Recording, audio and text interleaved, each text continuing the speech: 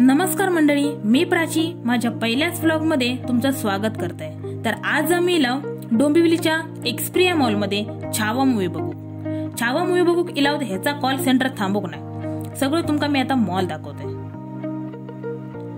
Mall बघून झालो आणि ह्यांचा फोटो सेशन चालू झाला। त्यानंतर आम्ही तिकीट काढला आणि मूवी होतो 11:30 आणि आम्ही गेला 11 वाजता। त्यामुळे सगळेजण अगदी कंटाळले।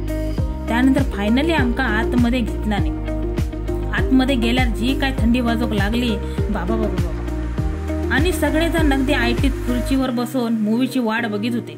फायनली मूवी चालू झालो आणि या मूवीमध्ये महाराजांच्या बाबतीत जा काय घडला तर आम्ही तुमका नक्कीच या व्लॉग मध्ये दाखवण्याचा प्रयत्न करीन। चला तर मग भेटू पुढच्या भागात।